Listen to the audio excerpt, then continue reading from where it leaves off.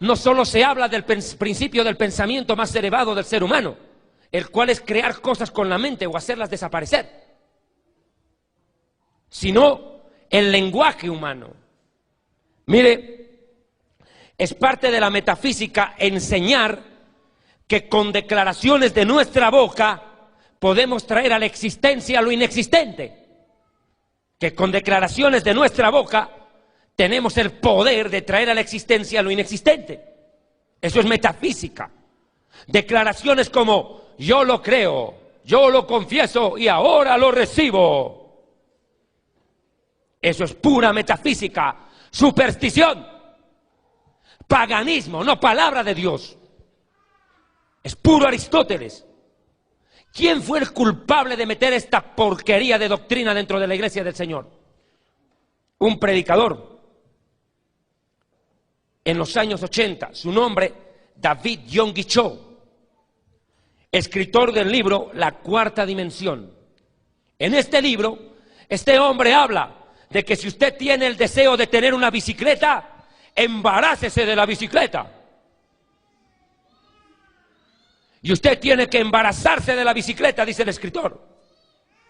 Tiene que cerrar sus ojos, soñarse con ella, estar despierto y ver la bicicleta. ¿Qué color la quiere? ¿De qué tamaño la quiere? Dios no te responderá el deseo de tener bicicleta mientras tú no le digas específicamente a Él hasta qué color quieres la bicicleta, qué tipo de aro, cómo tiene que ser, qué cadena hidráulica con freno adelante, freno atrás, de velocidades. Si no le pides bien a Dios, no lo recibirás. Tienes que embarazarte de la visión hasta que des a luz la bicicleta.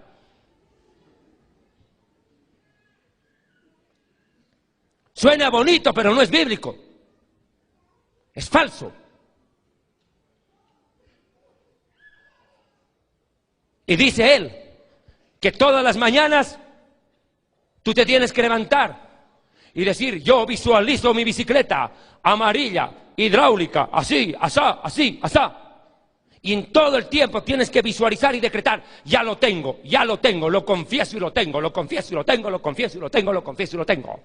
Casi como un mantra, como un mantra. Está como esa secta Árbol de la Vida. ¡Oh, Señor Jesús! ¡Oh, Señor Jesús! Así oran, ¿no se ha escuchado? Es una secta que aquí se llama el del recobro. Eso creen. Pura metafísica, brujería, superstición, un sincretismo religioso, mezclar doctrinas y creencias humanas, filosóficas y diabólicas con Biblia. Al final, una ensalada rusa, indigerible, veneno puro. La Biblia nos manda a consumir leche espiritual no adulterada.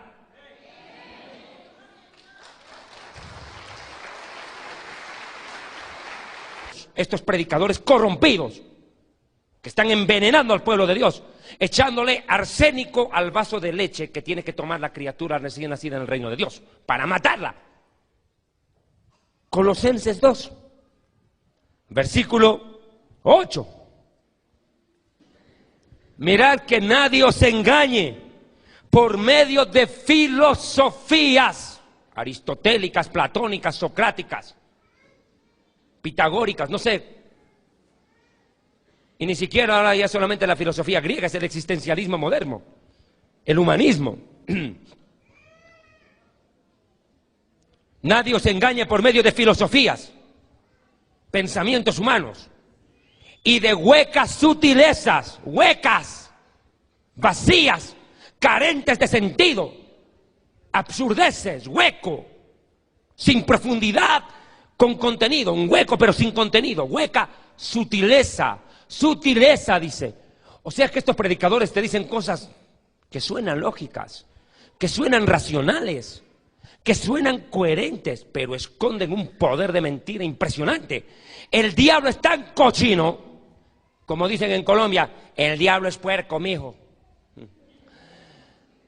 Escuche, el diablo es tan puerco que te puede decir 99 verdades para justificar una mentira. El diablo quiso engatusar al Hijo de Dios con la propia Biblia, con su propia palabra, lo que él había inspirado. Está escrito, le dicen. Y claro que estaba. Engatusan, huecas sutilezas, según las tradiciones de los hombres. Esto está enseñando tradición. La gente en la calle cree que si nosotros nos proponemos, lo logramos. Y la Biblia dice, nadie será fuerte por su propia fuerza. Maldito el que confía en su propia fuerza, dice el Señor. Y maldito el que confía en el hombre. O sea, no puedes confiar en otros ni en ti. Tienes que confiar ante todo en el Señor. Tradiciones de los hombres. Conforme a los rudimentos del mundo. ¿Qué quiere decir rudimento? No quiere decir rudimentario, arcaico, viejo, inservible. No. Rudimento quiere decir forma de pensar. Significa valor humano, ética humana, moral humana. Un ejemplo le voy a decir. Usted no tiene que decir que Cash Luna es un falso profeta. Se dice el pecado, no el pecador. ¿Ah, sí? Sí, no hay que hacer eso. Ese es el rudimento del mundo. Porque en la Biblia, Dios denuncia al pecador con nombre y apellido. ¿O qué cree que dice la palabra de Dios? Hubo un rey en medio de mi pueblo Israel, el cual hizo lo malo delante de mis ojos. Codiciando a la mujer de uno de sus soldados, la tomó y para deshacerse del marido de ella, lo mandó a matar en la guerra, para no hacer quedar mal a ese rey. Y en honor a la ética, me abstengo de dar el nombre de aquel que pecó contra mí. Atentamente, Dios. ¿Eso dice? Dice David y Betsabé. Se quieren colocar a la persona por encima de la Biblia. Falso. Toda persona está por debajo de la Biblia.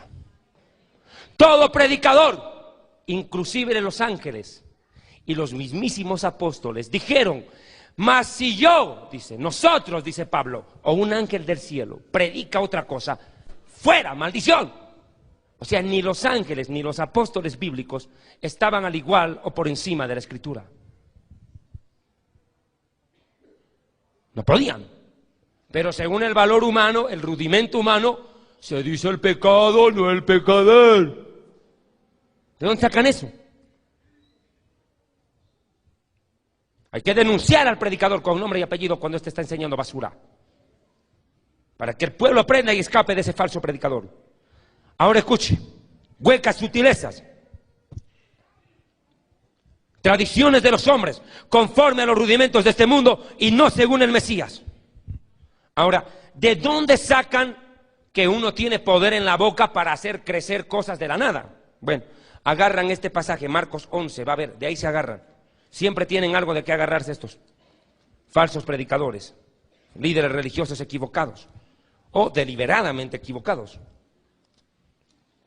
11:23.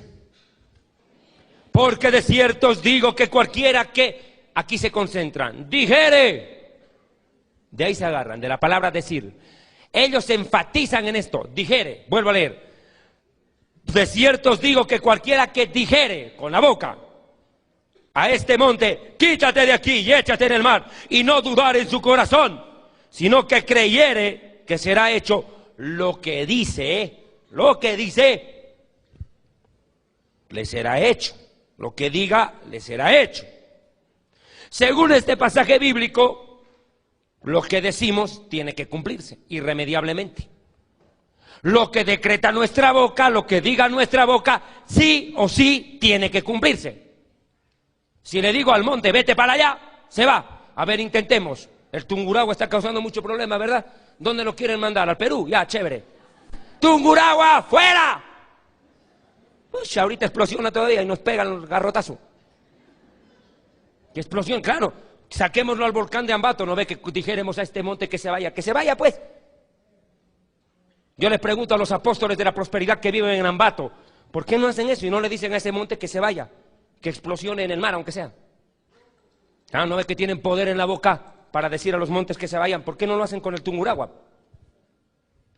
Volcán a punto de erupcionar. A ver, mándelo a volar a otro lado. Se deberían irse a bautizar ahí dentro. A ver si así lo mitigan. como sacrificio humano. ¡Qué barbaridad! Ellos dicen eso. Pero el contexto del pasaje no es ese. Hay que entender de lo que está hablando el Señor en todo su contexto. No se puede tomar un versículo y hacer doctrina. Porque la palabra de Dios mal interpretada justifica hasta lo injustificable. Claro, Salomón tuvo más de 1000 mujeres, pucha, yo soltero tendré 100. Claro, no pudo, ¿por qué no va a poder yo? Imagínense, justifico la poligamia, todo, sin interpretar correctamente el texto. Hay que entender de lo que está hablando. El contexto es este. El capítulo 11 de Marcos, y no voy a detallar todo por razón de tiempo, habla de la entrada triunfal del Mesías a Jerusalén. El pueblo judío había esperado, mi pueblo, por 3765 años, 3765 años en el calendario judío ya habían pasado, que el Mesías aparezca, y ahora que aparece no lo reconoce. El Mesías entra en Jerusalén y conmociona la ciudad. Sus discípulos y sus seguidores echan palmas en el camino, y el Señor, cabalgando sobre un burrito, cumpliendo Zacarías 9:9, entra a la ciudad santa. Y los fariseos atacan a los discípulos y se arma un tremendo revolondrón. El Mesías entra en Jerusalén. Pero ¿qué ocurrió? La nación de Israel no aceptó al Mesías, no estaba preparada para aceptarlo. No se preparó espiritualmente para recibir al Mesías, empezando por los líderes religiosos y los gobernantes. E Israel, que es el prototipo de la higuera, o la higuera el prototipo de Israel, como usted quiera, el emblema de la nación de Israel es la higuera, no había dado fruto. El Mesías entra y el pueblo no estaba preparado para recibirlo como Mesías, para coronarlo como el rey de Israel. ¿Y qué hizo el Señor? Maldijo la higuera. Maldijo la higuera. Él esperó que diera fruto y no dio. Juzgó a la nación de Israel, como los profetas habían dicho, que la nación no daba fruto y sería cortada. Y en efecto fue cortada. ¿Por qué? Porque el pueblo judío fue desarraigado de la tierra y nos expulsaron. Nos desarraigaron de nuestro territorio y nos mandaron a volar por todo lado. Literalmente la higuera fue desarraigada. Pero esto tuvo un cumplimiento físico con una connotación espiritual. Cuando en los versículos 12 en adelante, el Señor dice, vea, 11:12 de Marcos, al día siguiente cuando salieron de Betania, tuvo hambre. Uno puede entender hambre física, sí, pero también hubo hambre espiritual del Señor. Quería fruto espiritual de su pueblo. Y viendo de lejos una higuera, emblema de Israel, que tenía hojas, fue a ver si tal vez hallaba en ella algo de fe, que le acepte. Y fue a ver si tal vez hallaba en ella algo, pero cuando llegó a ella nada encontró sino hojas, porque no era tiempo de higos. Entonces el Señor Jesús dijo a la higuera, nunca más coma nadie fruto de ti. La higuera se secó. Vemos el pasaje después que la higuera se seca. Se secó. Y mire el siguiente paso. Jesús camina, maldice la higuera, se seca, avanza y literal lo que les digo, entra al templo, el centro religioso de la nación de Israel. ¿Y qué hizo en el templo? Vea los siguientes versículos. Los sacó a palazos a los religiosos. Los agarró a golpes. Los sacó del templo. Por haber convertido la casa de Dios en una cueva de choros, de rateros, de ladrones, de malvivientes. Vea usted el proceso. Entra a Jerusalén, la ciudad santa, no lo recibe. Mira la higuera, la maldice por no dar fruto, por no tener fe, por no aceptarlo como Mesías. Le dice, te van a desarraigar, fuera. El pueblo judío desarraigado. Y como prueba de ello, se mete en el templo. Y los culpables de eso, los líderes religiosos, apaleados por convertir la casa de Dios en negocio. Vea cómo es concatenado el escenario. No es nomás agarrar un versículo de la Biblia y hacer doctrina. Vea de lo que está hablando en su contexto. Está hablando de la inmadurez espiritual de Israel, de la falta de fe de mi pueblo que no lo reconocía mayoritariamente como Mesías, empezando por los líderes religiosos, a los cuales tuvo que darles una buena paliza, como les tendría que dar a muchos apóstoles de la prosperidad hoy, que están igual o peor que los fariseos bíblicos, comerciando con la fe de la gente, haciendo de la casa de Dios un mercado y no una casa de oración. Y mire dónde llegó. Verso 20. Y pasando por la mañana, ya después de haber botado del templo a los fariseos, de haber tumbado las mesas, las monedas y todo, y pasando por la mañana, vieron que la higuera se había secado desde las raíces. Entonces Pedro, acercándose, le dijo: Rabino, mire, maestro, mire, la higuera que maldijiste se ha secado. Respondiendo Jesús les dijo, ¿qué les dijo? Tengan fe en su boca, tengan fe en su lengua, tengan fe que ustedes tienen el poder en la mente, en la boca para declarar, y miren lo que hago, háganlo también. ¿Eso les dijo? Les dijo: tengan fe en Dios, no en la boca, en Dios. Ahora van a entender el mensaje, a dónde estoy yendo. Porque de cierto os digo que cualquiera que dijere a este monte, ya no a la higuera, ahora al monte, quítate y échate en el mar, y no dudare en su corazón, sino que creyere que será hecho lo que dijere, de lo que diga será hecho. Por tanto, os digo, todo lo que declaréis con la boca, yo declaro, yo decreto, yo digo, eso dice, lea, todo lo que pidiereis orando, no dice declarando, orando. Antes dice: tengan fe en Dios, y cierra con orar y pedir. No dice yo declaro, yo decreto, no, pida a Dios y tenga fe en Él. Creed que lo recibiréis y les vendrá. Aquí lo que el Señor está enseñando no es el principio de que yo declaro y el monte se va. Lo que está enseñando es: tengan fe en Dios, que puede hacer secar la higuera y puede decirle al monte que se vaya. Dios, pero pídanselo orando. No dice que ustedes declaren para que eso ocurra. ¿Me están entendiendo? El problema de la nación de Israel era este: no lo aceptó como Mesías, ¿o no? Mi pueblo no lo acepta a Jesús como Mesías, la mayoría no. Somos muy pocos los que creemos. Peor que le acepten como Dios. Dios hecho hombre, para morirse, los rabinos. Ahora escuche, aquí Yeshua les está demostrando algo, Pastor Víctor Aldaz, pastores, escuchen. Yeshua les está dando una lección, no hablando, en los hechos. Yeshua les está diciendo: yo no solamente soy el Mesías, ustedes están equivocados. Ustedes creen que yo solamente soy el Mesías, dice Jesús. Yo soy Dios, está diciendo, y tengo el poder de hacer secar la higuera. Tengan fe en mí, les está diciendo.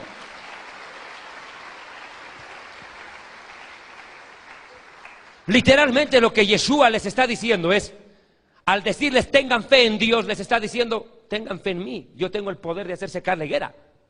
Si me piden orando, yo tengo el poder de decirle al monte que se vaya. ¿Usted cree que Jesús es Dios? Yo también creo eso, pero en ese momento la nación de Israel no lo entendía. Y lo que está reclamando de su pueblo es fe, fe en Él, no en su propia boca. ¿Me dejo entender? Estos predicadores metafísicos le están enseñando a la gente a confiar en nosotros, no en Él. Yo tengo el poder, en mi boca hay un milagro. En mi boca, no dice en la boca de Dios. ¿Quién es el predicador que dice en tu boca hay un milagro?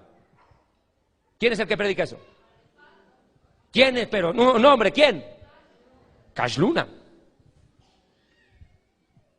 Cash Luna todo el tiempo enfatiza: en tu boca hay un milagro, recíbelo. En tu boca. No dice en la boca de Dios. Enseguida vamos a ver quién tiene poder en la boca para crear, enseguida. Ahora miren, por tanto, todo lo que pidiereis orando, pedir orando. ¿Pero qué significa pedir? Aquí tenemos que ir a lo más sencillo del mensaje. ¿Qué es pedir? Pedir es suplicar, clamar, rogar, interceder, humillarnos ante Él en oración. Eso dice que hagamos con fe, y ahí sí Dios actuará. No dice que Dios va a actuar cuando tú traigas un pacto, una semilla, como lo llaman estos ladrones al billete. Cuando la Biblia dice en Lucas, y la semilla es la palabra de Dios. en la parábola del sembrador. Pero para estos predicadores, semilla es el billete. Ladrones, corruptos. Todo lo tergiversan. Orar es pedir confiando. Pedir confiando, porque la fe no es ver para creer. La fe es creer para ver, pero creer en Dios, no en mi poder, en el poder de Dios. En la existencia y el poder de Dios, no en mí. Yo no tengo el poder. Pero eso es lo que háganles entender a estos metafísicos evangelocos. Ellos no entienden eso. Ellos entienden que el poder lo tienen ellos. Claro, y se agarran de esto. Es que todo lo puedo en Cristo que me fortalece. Todo lo puedo yo. Entonces ya eres el todopoderoso tú, ya no él. ¿Cómo tergiversan? Bien, ¿cómo juegan? Todo lo puedo en Cristo. Todo lo puedo, todopoderoso. O sea, el todopoderoso soy yo, ya no es Dios. La gloria me la llevo yo, ya no Dios. Mire cómo juegan. ¡Qué sutil! Habla de orar. Ahora escúchenme bien, verso 25. Y cuando estéis declarando, decretando, confesando, eso dice, orando, aquí habla de la oración, perdonad si tenéis algo contra alguno, para que también vuestro Padre que está en el cielo os perdone a vosotros vuestras ofensas, porque si vosotros no perdonáis, tampoco vuestro Padre celestial los perdonará a ustedes en vuestras ofensas. Y esto tiene que ver con todo lo que desatéis en la tierra será desatado en el cielo. Si no perdonas a alguien en la tierra, tú no eres libre.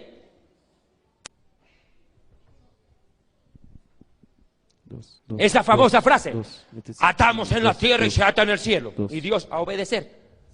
Nosotros dándole órdenes a Dios, atamos en tierra y Dios obligado a hacer arriba. Cuando la palabra de Dios está hablando del perdón en ese pasaje. Cuando habla de atar y desatar, está hablando del poder que tiene la iglesia de predicar el evangelio, de presentar el perdón. Y que cuando la gente se arrepiente ante el mensaje de salvación que nosotros perdonamos, esa gente es desatada espiritualmente.